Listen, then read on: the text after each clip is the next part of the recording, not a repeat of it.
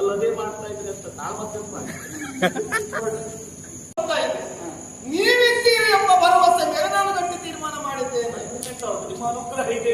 ನೀನಿಲ್ಲಿ ನನ್ನ ಮೇಲೆ ಭರವಸೆ ಇಟ್ಟು ಕಾರ್ಯೋನ್ಮುಖನಾದ ಹೇಗಾಗ್ತದೆ ಗೊತ್ತಾ? ಆಧಾರಕ್ಕೆ ನುಗ್ಗೆಯ ಕೆಲ್ಲು ಹಿಡಿದಂತಾಗ್ತದೆ. ನಾನು ಹತ್ತೊಟ್ಟಿಗೆ ಹತ್ತೊಟ್ಟು ಬಿಟ್ಟು ಮತ್ತೆ ಎಂತದಲ್ಲ, ಹೆಸರಿಗೊಂದಿದ್ದೇನೆ. ನೀವು ತಿಳ್ಕೊಂಡು ನಮ್ಗೆ ಗೊತ್ತಿತ್ತು ನೀವೇನು ಏನು ಮಾಡ್ತೀವಿ ಅದೆಲ್ಲ ತಿಳಿತೀರಿ. ಅದು ಹೇಳಬಾರ್ದು. ಏನು ಮಾಡಿದ್ರೆ ನನಗೆ ಬೇಕಾಗಿ ಮಾಡು. ಅದೇನೋ ಮಾಡುವ ಯೋಗ್ಯತೆ ಉಳ್ಳವ ಆಳ್ವಿಕೆ ಅಣ್ಣ ಬಲರಾಮ ಅವನೊಟ್ಟಿಗೆ ಇದ್ದವರೆಲ್ಲ ಮೂರ್ಖರು. ಅವನೇನು ಹೇಳ್ತಾನೆ ಅದಕ್ಕೆ ಅವರೆಲ್ಲ ಸಮ್ಮತಿಯ ಮುದ್ರೆಯನ್ನು ಒತ್ತುತ್ತಾರೆ. ಹಾಗಿರುವಾಗ ನನ್ನ ಮಗಳೇ ಆಗಿದ್ರೆ ಅವರು ಮಾತಾಡದೆ ಅಭಿಮನ್ಯಿಗೆ ಕೊಟ್ಟು ಮದುವೆ ಮಾಡ್ತೇನೆ. ಮದುವೆ ಯಾರದ್ದು? ಅಣ್ಣ ಬಲಭದ್ರದಲ್ವ? ಅವನಲ್ಲಿ ಕೇಳಿದ್ರೆ ನನ್ನ ಹತ್ರ ಕೇಳಿ ಬಂದ್ರೆ ಆಗ್ತದೆ. ಅವರಲ್ಲಿ ಕೇಳಿದ್ರೆ ಏನಾಗ್ತದೆ ಅಂತ ಚೆನ್ನಾಗಿ ಗೊತ್ತು. ಅದನ್ನು ಹಗ್ಲಿಕ್ಕೆ ರಾತ್ರಿ ಹೊತ್ತದ ರಾತ್ರಿಯಿಂದ ತಗೊಳ್ಳಿರುವುದಿಲ್ಲ ಅಲ್ವಾ? ಹೇಳಬಾರದು. ಆದರೂ ನಿಮ್ಮ ಮೇಲೆ ಭರವಸೆ. ಈಗ ಒಂದು ನಾನು ಮಾತು ಕೊಟ್ಟದ್ದು ಹಳ, ಇನ್ನೊಂದು ನಿಮ್ಮ ಹೆಸರು ನಿಮ್ಮ ಅನುಗ್ರಹಕ್ಕೆ ಪಾತ್ರನಾಗಿ ನಿಮ್ಮ ಶ್ರೀರಕ್ಷೆ ಅಡಿಯಲ್ಲಿ ಮಾತು ಕೊಟ್ಟಿದ್ದೇನೆ. ನಿಮ್ಮ ಹೆಸರು ಹಾಳಾಗಿ ನನ್ನ ಮೇಲೆ ಭರವಸೆ ಇಟ್ಕೊಂಡು ಮಾತು ಕೊಟ್ಟಿದ್ದೇನೆ. ಏನಾದರೂ ಅದು ಮಾಡಿದ್ದೇವೆ. ಈಗ ನಮ್ಮಿಂದ ಸಾಲ ಆಗುದಿಲ್ಲ ಎಂಬಲ್ಲಿದೆ. ನೋಡಿದ್ರೆ ಅಷ್ಟು ಮಾಡ್ತೇನೆ.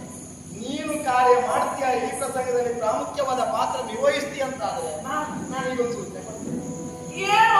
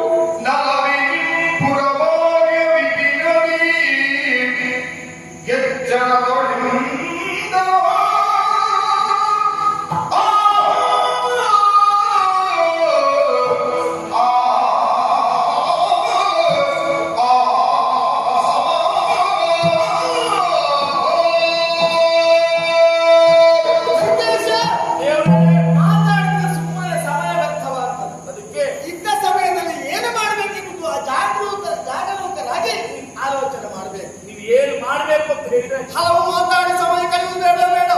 ಇಂಥ ಕೆಲವೇ ಸಮಯದಲ್ಲಿ ಯಾವ ಕಾರ್ಯ ಮಾಡಬೇಕು ಅದನ್ನೇ ಮಾಡೋಣ. ಅಣ್ಣ 2 ಮುಹೂರ್ತವನ್ನು ನಿಶ್ಚಯಿಸಿದ್ದಾರೆ. ಯಾರಾದ್ರೂ ಒಂದು ಮದುವೆಗೆ 2 ಮುಹೂರ್ತವನ್ನು ನಿಶ್ಚಯಿಸ್ತಾರ? ಇದು ವೈರಿ ಮಾಡಿದ್ದು ಅನುಕೂಲ ಎಂಬಂತೆ ನಮ್ಮ ಅಣ್ಣ ಹೀಗೆ ಮಾಡಿದ್ದು ನಮಗೆ ಒಳ್ಳೆಯದಾಯ್ತು. ಒಂದು ಸೃಷ್ಟಿಗೆ ಇನ್ನೊಂದು ದಶಮಿದೆ. ನಿನ್ನ ಮಾಯಗಳ ಸೃಷ್ಟಿ ಅಣಿಮಾದಿ ಅಷ್ಟಸಿದ್ಧಿಗಳ ಆರ್ಜಿಸಿಕೊಂಡಂತ ಸರ್ವಸಂಪನ್ನ ನೀನಿದ್ದೀಯ. ಸತ್ಯಾರಗಳಿಗೆ ವಿನಿಯೋಗಿಸಕ್ಕೆ ಮುಂದಾಗಬೇಕಾಗಿ ಪ್ರಥಮವಾಗಿ ಒಬ್ಬ ದೂತರನ್ನು ಸೃಷ್ಟಿ ಮಾಡಬೇಕು. ನೇರವಾಗಿ ಹಸ್ತಿನಾವತಿ ಕಳುಹಿಕೊಡಬೇಕು. ದಶಮಿಗೆ ಮುಹೂರ್ತವನ್ನು ಇಟ್ಟಿದ್ದಾರೆ, ಸೃಷ್ಟಿಗೆ ಬೇಡ ಎನ್ನುವುದನ್ನು ಅವನು ಹೇಳಬೇಕು. ಈಗ ಬಲರಾಮ ಹಾಗೂ ಪುರೋಹಿತರ ಮಾತುಕತೆ ಆಗಿದೆ. ಹೌದು, ಅದನ್ನು ತಪ್ಪಿಸುವುದು. ಹೌದು, ಅವನು ಮೊದಲ ಒಂದು ದೂತನಾಗಿದೆ.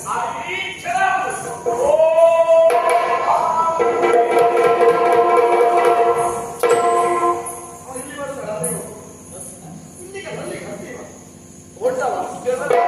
ಆಮೇಲೆ ನಿನ್ನ ಮಾಯಕ ಮೂಲಕವಾಗಿ ಮಾಯಾಕವರವರ ಸೃಷ್ಟಿ ಮಾಡಬೇಕು.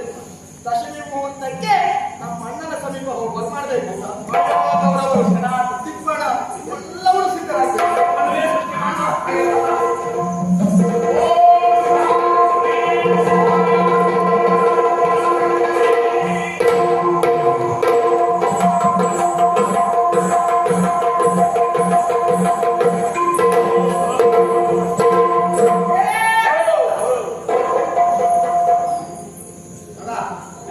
ಎನಕ್ಕಾಗಿ ಕಲ್ಯಾಣದ ಕಾರಣವೆಂದಾನೆ ತೋರಿಸಿಕೊಟ್ಟೆ ನೀನು. ಯಾವಾಗಲೂ ಅವರ ಜೊತೆಯಲ್ಲೇ ಇರುವವ.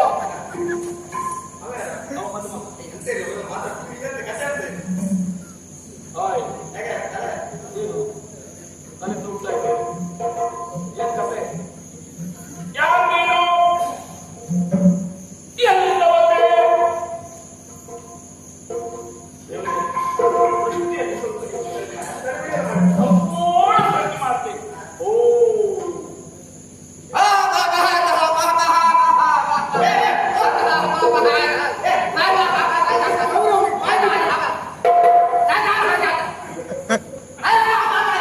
ಮತ್ತೆ ಮತ್ತೊಮ್ಮೆ ಹೇಳ.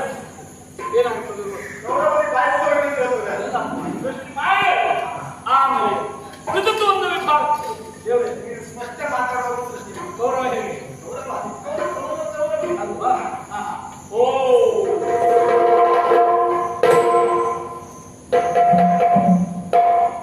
ಹಸ್ತಿನಾವತಿ ಅಧಿಕಾರಿ ಸಾಮ್ರಾಟ್ ಸುಯೋಧನ.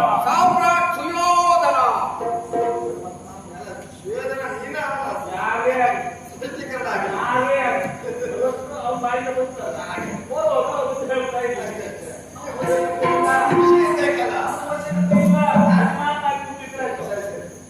ಇಲ್ಲಿ ನಿಂತು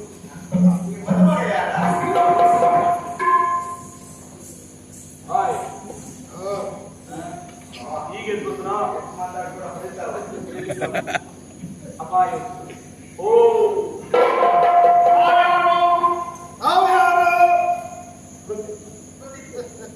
ಓ ಯಾರು ನೀನು? ಮಾಯೇ ಸರಿ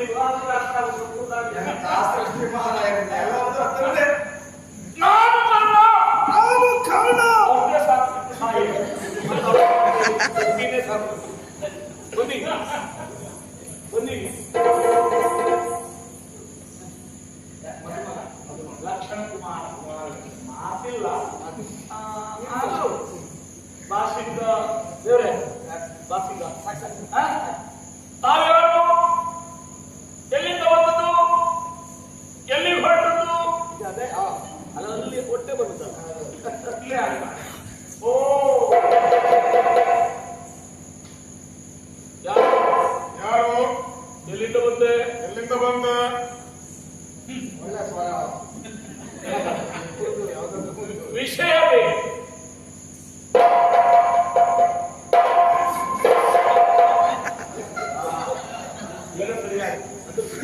ಜ್ಞಾನ ಗೆದ್ದ ಗೌರವನ ಮಗ ಲಕ್ಷಣ ಕುಮಾರ. ನಾನು ಲಕ್ಷಣ ಕುಮಾರ. ಯಾರು ಬಂದೆ ಅಂತ ಗೊತ್ತಾಯ್ತಾ? ಬಾಸಿಗೆ ಕಟ್ಟಿಕೊಂಡಿದ್ದೀಯ. ನಿನ್ನ ಮದುವೆ ಪುಣ್ಯ. ಯಾರೇ ಅಂತಲ್ಲ ನಿನ್ನದೇ ಮೊದಲೇ.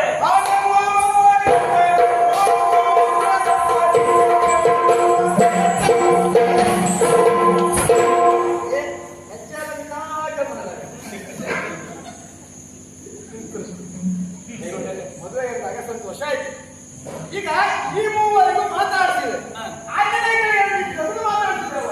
ಅಂದ್ರೆ ಮಾತಾಡ ಎದುರಿನಲ್ಲಿ ಹೋದ್ರೆ ಇಷ್ಟೇ ಸಾಕಾಗ್ತದ? ಏನ್ ಬಂದ್ರೆ ಆಗಿಲ್ಲ.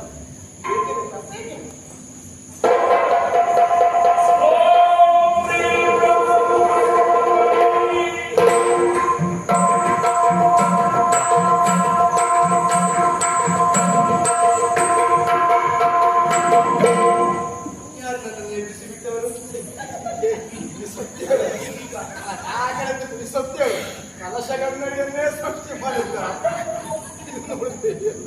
ವ್ಯಾಪಾರ ಹೊರಟಾಗುತ್ತೆ. ಯಾರು ನನ್ನ ತಂದೆ? ಪ್ರಪಂಚದ ಬೆಳಕನ್ನು ನಾನೇ ಕಂಡಿದ್ದೀನಿ.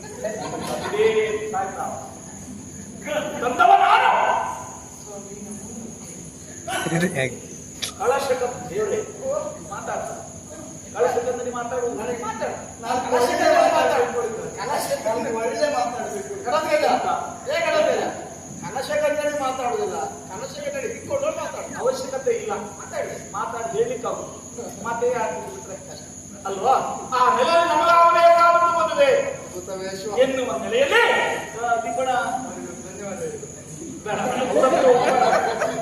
ಅವ್ರು ಯಾರ ಹತ್ರ ಬೇಕಿದ್ರು ಅವ್ರ ಹತ್ರ ಹೋಗ್ಬೇಡ. ಈಗ ಯಾವ ವೇಷ ಅಲ್ಲ ನನ್ನ ಕೆಲಸ ಅದನ್ನು ಇಟ್ಕೊಂಡು ಹೋದ್ರೆ ಹಾಡು 10 ಎಂಟದಿಲ್ಲ ಹಾಡು ಅದೇ ಬೇಕಿದ್ರೆ ಮಾತ್ರ ಮಾಡಿಕೊಂಡೆ ಅರ್ಥ ಹೇಳ್ಕೊಡು, ನಾಳೆ ಮಧ್ಯೆ ಹೇಳ್ಕೊಡು. ಅಲ್ಲದೇ ಮಾಡ್ತಾ ಇದ್ರೆ ಅಂತ ತಾಳ್ಮತ್ತೆ ಮಾಡಿ